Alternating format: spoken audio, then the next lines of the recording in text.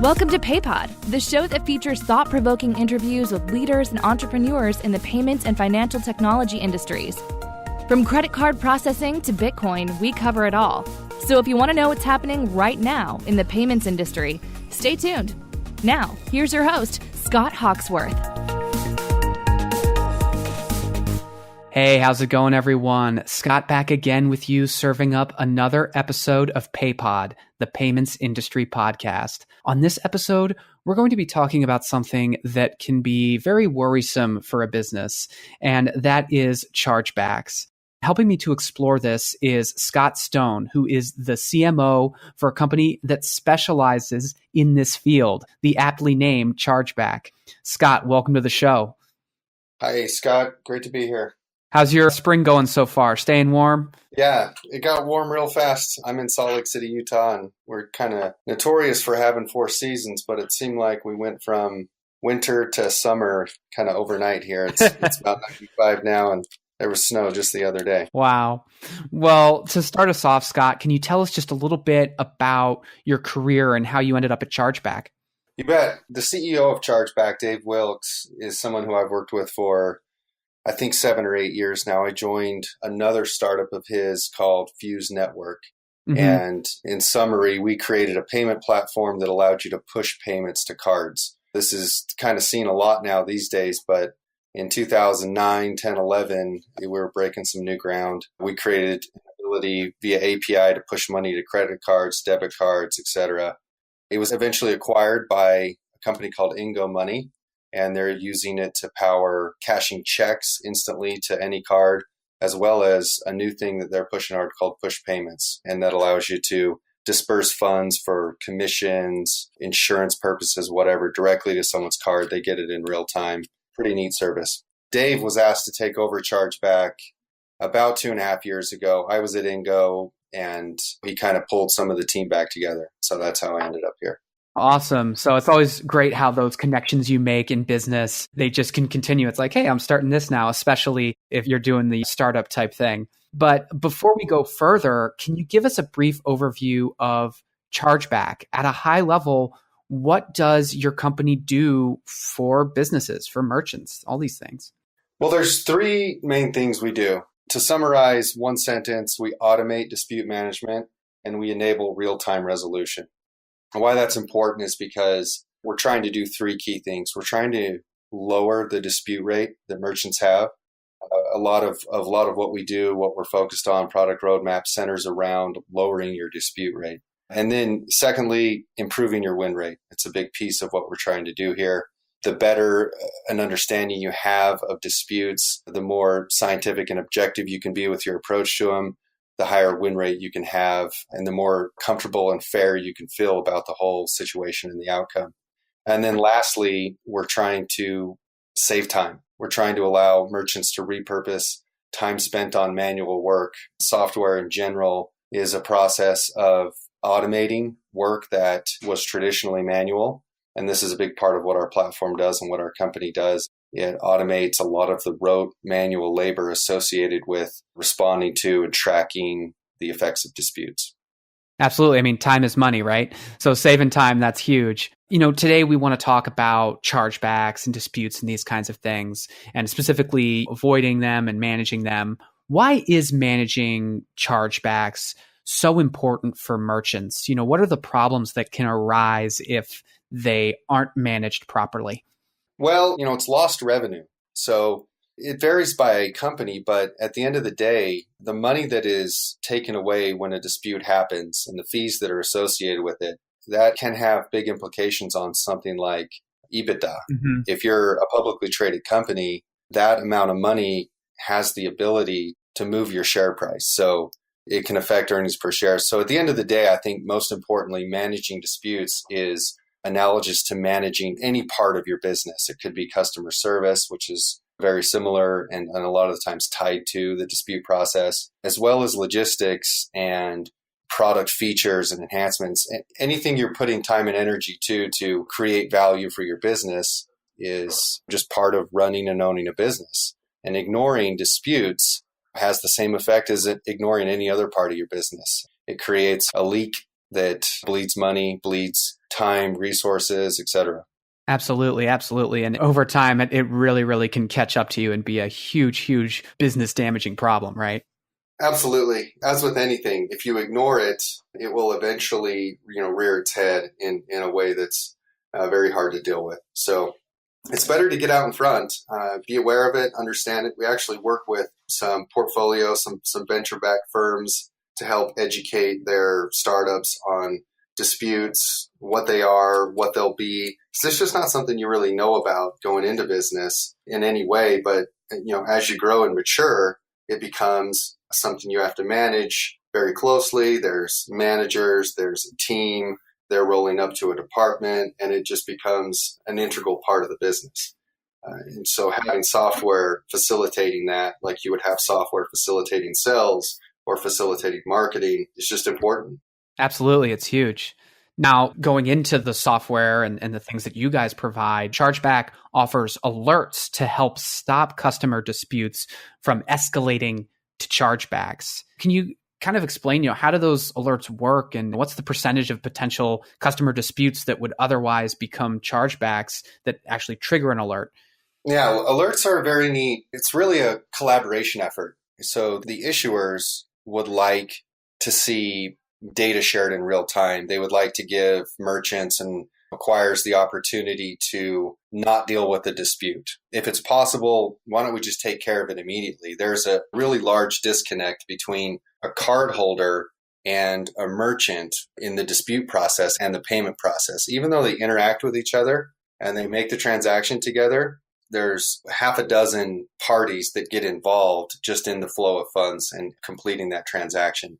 And then if there's an issue and it becomes a dispute, then all those parties get re-involved and it creates a lot of friction. So the alerts attempt to get a message over to the merchant, allowing them to either accept it, that they were at fault, made a mistake, whatever it is, and issue a refund, thereby just ending it right there. There's no reason to send these messages and involve all the 6 parties if the merchant would just rather refund it, right? So it's a great scenario. It creates a good opportunity to rectify a situation.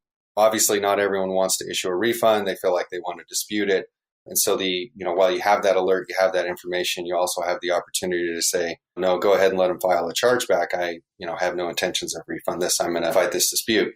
And so that entire process has driven some recent innovation in the industry, some innovation that Visa has been spearheading and the other networks are jumping on board with. And we have built a product around it. We call it real-time resolution. And in effect, what this allows us to do is communicate the details of an order at the very granular level of what they bought, when they bought it, how it was shipped, when it arrived, the type of stuff you would see in a very comprehensive dispute response.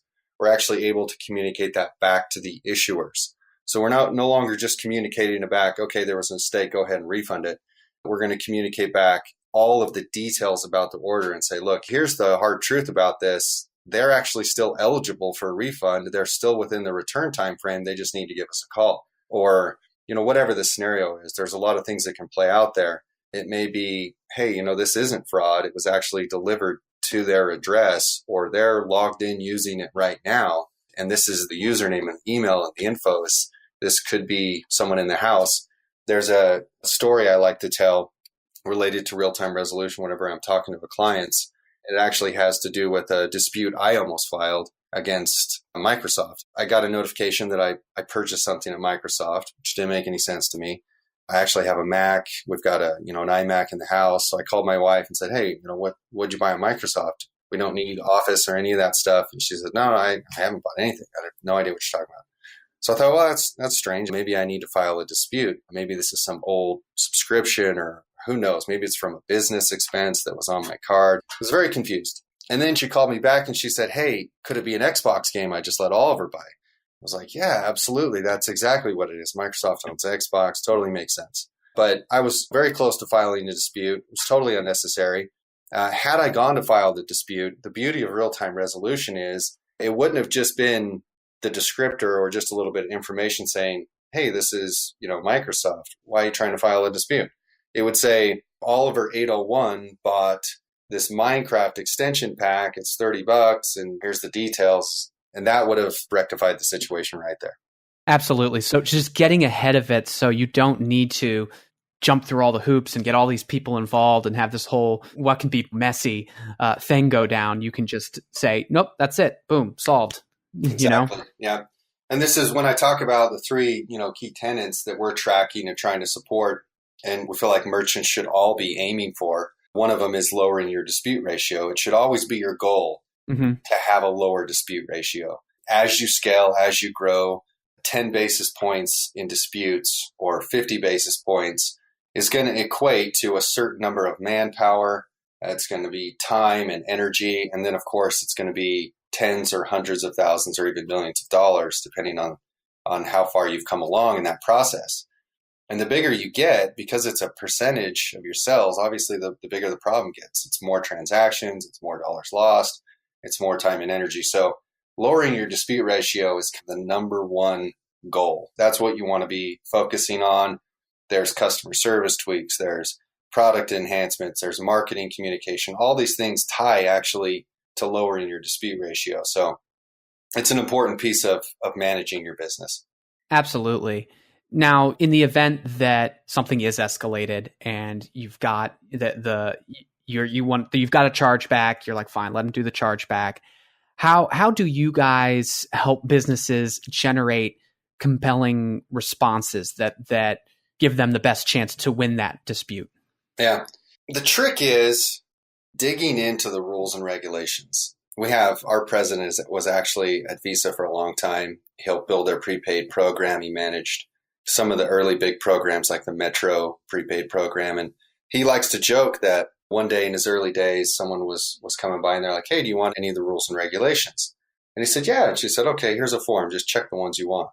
He's like, oh, okay. Operating rules. Yeah, that sounds good. And disputes. Oh, yeah, that sounds good. And he checked off, 3 or 4, basically all of them. He's like, send me all of them. I want to see all of them. A week or two goes by and she comes with a rolling cart to a different person.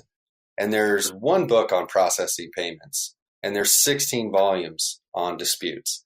It's deeply complicated. It's really burdensome on the processor and the other vendors to know and understand all that stuff. They're trying to provide payment processing, the ability to accept, funds, but Visa's operating on another level, and MasterCard. They're trying to create a network of value, and they're simultaneously working with merchants and card holders to create an ecosystem of trust and confidence and simplicity.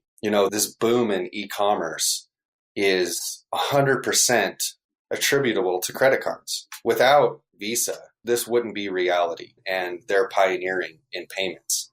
The ability to go onto a website you've never been to, you don't know a single person that works there, you haven't touched anything, you have no idea what the real quality deliverables, customer service experience is going to be. You go ahead and punch your info in. That takes confidence. It takes trust. It takes an implicit understanding. Absolutely, yeah. No one's going out educating people on this. This is all absorbed subconscious information we feel good about, we're used to. Obviously, Bitcoin is a good example here. If you go plug your Bitcoin into that same website, you better hope they deliver, because that stuff's gone forever. It's a very different experience. The main thing we're providing here is expertise. We're pouring through the documents. When Visa just did a major overhaul in April, it was supposed to go out in October. We were ready in October. We're ready now. We were ready when it went live in April. And the changes can be very difficult for a person who's in accounting, finance at the organization, and they're managing a lot of different things, to also know the rules and regulations and manage a team of people doing the work, the manual labor of responding, to know whether or not they're doing a good job, how to measure them, what is a good win rate, is this the right evidence? Mm-hmm. There's a lot that goes into that. It's what leads a lot of companies to outsource this work. We don't like to see companies outsource it. Obviously, we want them to use our software, but mainly that boils down to the expertise in understanding the rules and regs. We can program that. We can stay on top of that. We can facilitate that through software with guided workflows, an easy tool to use. But knowing your product and knowing your customer service channels, your sales channels, how things were delivered, what expectations were set, That's just something outsource can't handle. The best of both worlds is when that internal team is the expert. That's when dispute management is really crushed, and really done well. And that all ties back to the improved win rate, right? Right. Yeah. If you're going to provide these really accurate responses, and I don't really mean big. It's not about a big document and chucking the kitchen sink at someone. On the other side, an issuing bank has a customer service person who reviews this first chargeback, and then it gets kicked up to a tier 2 for a second or a pre-arbin. And what you're sending them, it needs to be good, solid communication. It's got to be free of emotion. It's got to have objective evidence that ties to the rules and regulations, because they're looking to check boxes too. If it's this reason code and these transaction modifiers apply and this evidence is permissible and you provided 2 of the 3 pieces, then they are totally authorized, in effect, to deny it and say no. You got to understand those details and provide that information. That's what's going to help with the win rate. For sure. And I'm curious, we were talking about your real-time system and things like that, and that obviously helps avoid having chargebacks from the get-go there. But obviously every business is different, and some businesses are just at higher risk for chargebacks naturally. What does Chargeback recommend businesses try to do to have the best opportunity to avoid the issue altogether, maybe even before your real-time thing? Are there things that a business can do to say, okay, we're just going to completely try to lower the chance we have for this? You know what I mean? It's a data-driven process. So when we're talking to a high-risk merchant and, we're going through their communication touch points and how they're facilitating the delivery of the goods or the services, when it goes awry, how they're satisfying that, it's got to be data-driven. So there's going to be costs associated with being in a high-risk environment that might not be at other merchants. But at the same token, fraud might be something you don't see a lot of. You might not have a lot of people coming to your site trying to get stuff that they can easily resell or they can liquidate. Everyone has their own problems, whether you're low risk or high risk. We have low risk merchants that have 30% decline rates because they're just an extreme target for fraud. It's just a constant process all day, chewing up their server bandwidth and everything, with people trying to run fake cards programmatically, bots and stuff. It's insane. But that's their problem. And everyone has different problems. But if you're able to implement procedures that affect the bottom line, then you got to be willing to repurpose that retained revenue into managing it and continuing to push the envelope to reduce that dispute rate. That's a primary goal for a high-risk merchant, is to control that dispute rate, make sure it's managed with the proper amount of people, processes, and technology, so it's a net positive. You can put tens or hundreds of thousands of dollars into dispute management on a monthly basis. If it keeps your business running and earning a profit, it's absolutely fine. And you shouldn't compare yourself to a non-high-risk merchant who's maybe dealing more so with true fraud. Right, yeah. And they're putting hundreds of thousands of dollars into fraud filters, and it's just a different expense for them. But as long as it's facilitating the business, then you're being responsible and you're running it well. Sure. So would you say maybe the overarching thing is just be proactive with it and really understand your business and your communication points and also the points that could cause problems and just get out ahead of it? Yeah. Track the data, consume the data, analyze it, make decisions, share it. And that's what's going to enable you to improve and stay ahead of the curve. For sure. Chargeback is unique in their commitment to technology partnerships and integrations. I'm curious, what are some of the kinds of integrations you guys offer, and why is having so many integrations important to your customers? How do those help? To tie in the third kind of key value proposition here, automation is driven by integrations. Right, yeah. In the not too distant past, you logged into the payment processor, the gateway, your sales platform, who shipped it, maybe your actual web app, and you copy and pasted all this information into documents or into reports to track it. And the point of software and integrations and APIs is to eliminate this work. It's not necessary. What is going on inside the gateway is in a database. It might be in Amazon, it might be in Google or Azure, but it's somewhere. It could be on site. It could be an on-prem deploy, but that data is not required to get manually. There's already systems interacting with it. So this relentless pursuit of integrations and managing, transcribing those languages into our language and into our database is a huge piece of what we work on all day, every day here. It's a never-ending conversation on the development side and on the roadmap for the product team.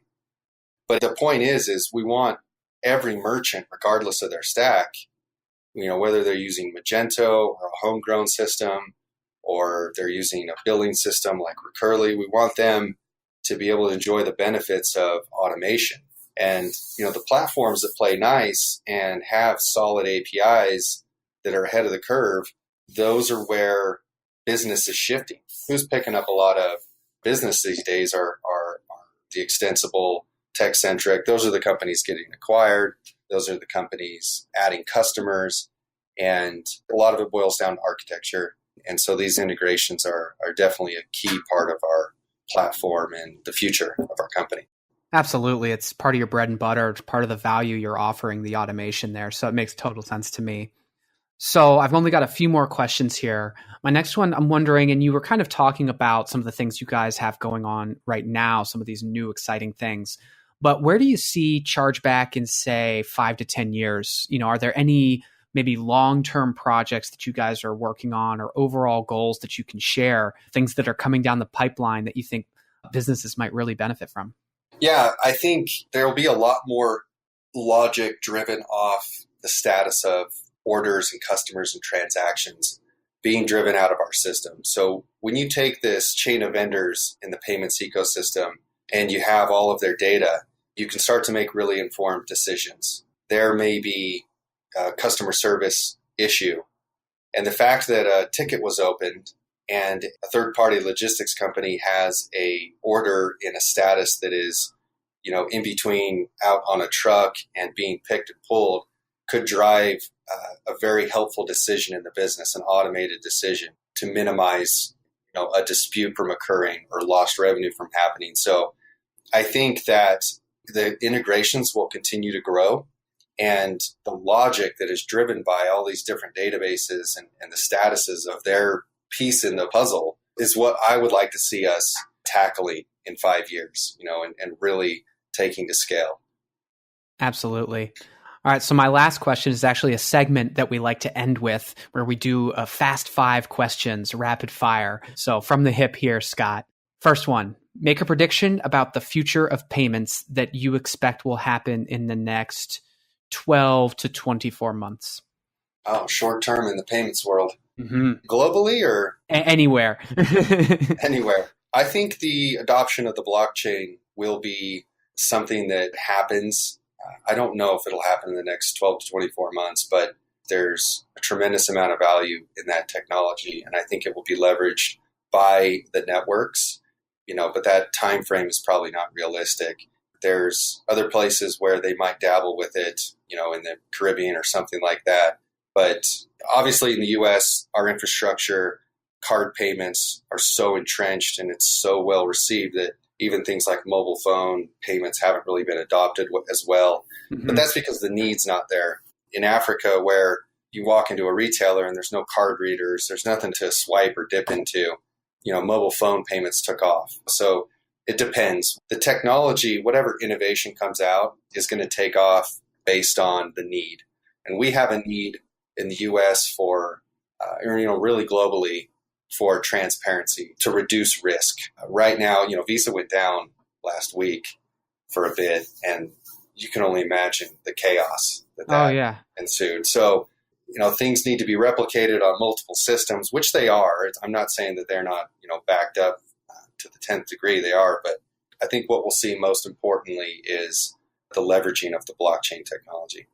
For sure. What's one cool piece of payment-related technology you've come across recently that's unrelated to your company that impressed you? Lately, I've been impressed with the ability to transact online with wallets. It has changed dramatically. When I'm traveling, paying I use Visa Checkout. It's tied to my Chase card. I also use Android Pay a lot. The experience, I tap on to ride tracks here in Salt Lake. I find myself using it more and more and really enjoying it. Not having the wallet, I think, would be pretty cool someday. For sure.